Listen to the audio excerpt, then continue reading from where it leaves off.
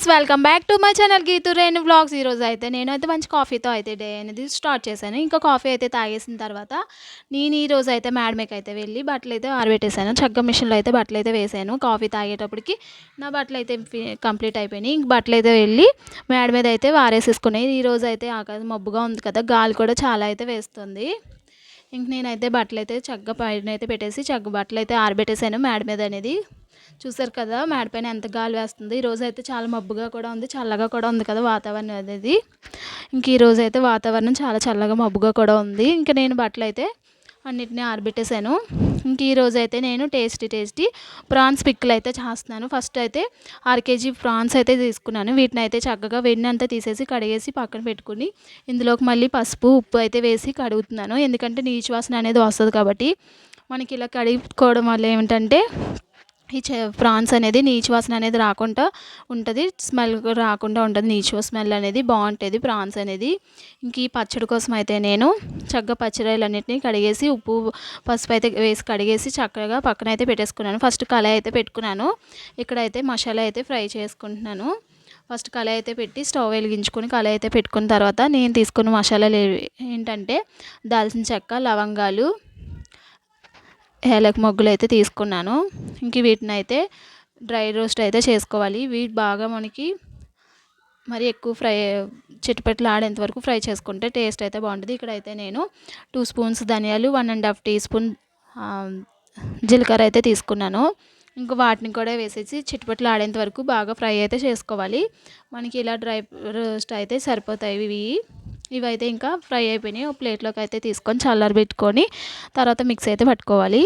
వీటిని అయితే ఒక ప్లేట్లోకి అయితే తీసుకొని పక్కన అయితే పెట్టేసుకున్నాను. ఇంకా అదే కళాయిలో అయితే నేను పచ్చిరాయలు అయితే కడిగి పక్కన పెట్టాను కదా, వాటిని అయితే వేసి ఆగలిస్తున్నాను. పచ్చిరాయలు అనేది వాటర్ కంటెంట్ ఎక్కువగా ఉంటుంది కాబట్టి మనకి పచ్చిరాయలు అలాగే పచ్చడి పెట్టుకుంటే టేస్ట్ అయితే బాగోదు. ఇంక ఈ పచ్చిరాయలు అనేది ఆగలించుకోవడం వల్ల మనకి ఆల్రెడీ కొంచెం వాటర్ కంటెంట్ ఉంటుంది కాబట్టి ఉడుకుతుంది. మనకి ఆయిల్లో ఫ్రై చేసుకున్నప్పుడు ఈజీగా కూడా ఫ్రై అవుతాయి. ఇదే కాదు, చికెన్ కూడా ఇలాగే చేసుకోవచ్చు. సేమ్ ఇదే ప్రాసెస్లో సేమ్ మసాలాలు సేమ్ ప్రిపరేషన్తో ఇది కూడా చికెన్ కూడా సేమ్ పెట్టుకోవచ్చు. నేనైతే అది కూడా వీడియో త్వరలో అయితే అప్లోడ్ చేస్తాను.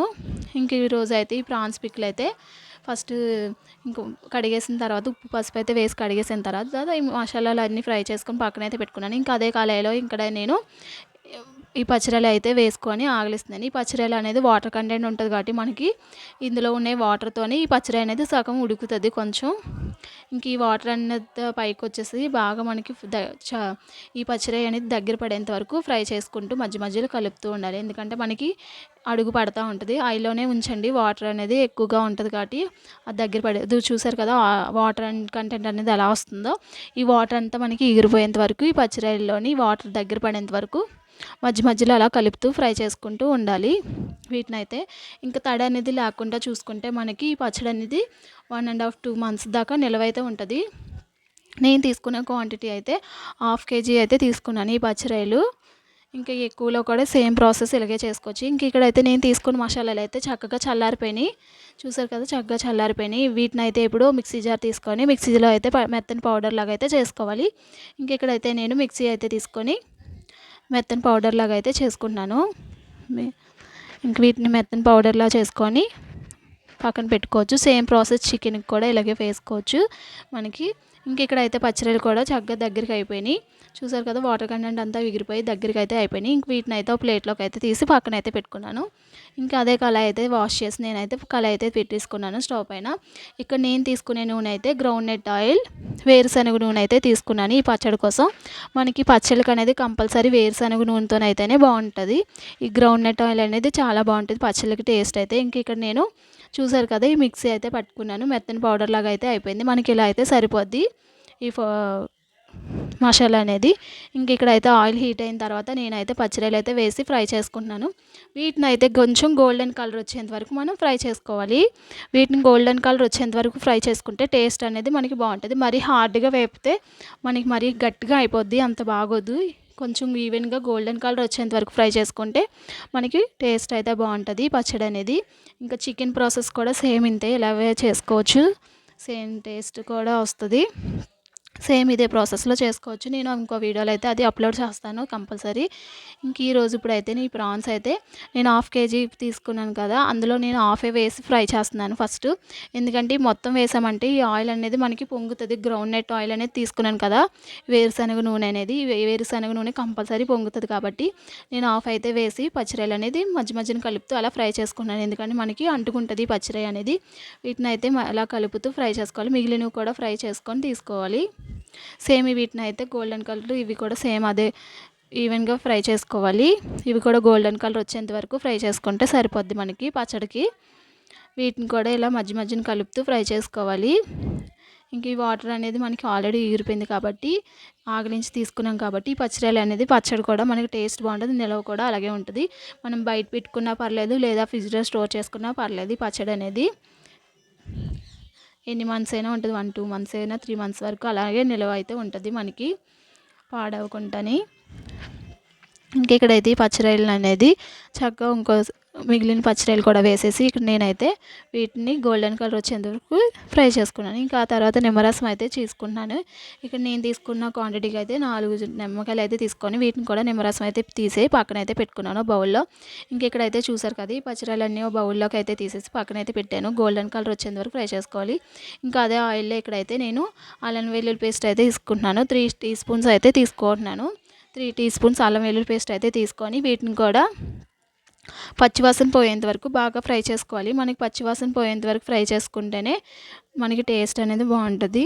ఇదైతే పచ్చివాసన పోయేంత వరకు ఫ్రై చేసుకోవాలి ఈ అల్లం వెల్లుల్లి పేస్ట్ అనేది. ఇందులోకి 1/2 టీ స్పూన్ పసుపు అయితే వేసుకుంటున్నాను.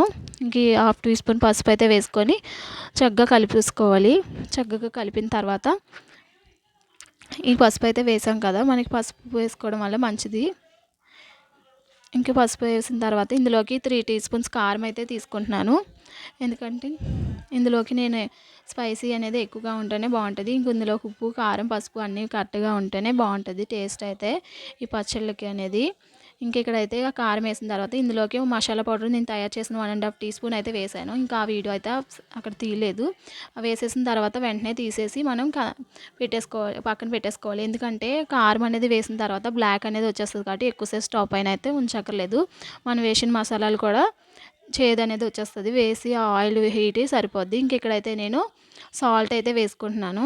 ఇంకా కళాయి అయితే కింద పక్కన పెట్టేసిన తర్వాత ఇందులోకి వేయించి పక్కన పెట్టుకున్న పచ్చిరొయ్యలు అండ్ సాల్ట్ కూడా వేసేసి చక్కగా కలిపేసుకోవాలి.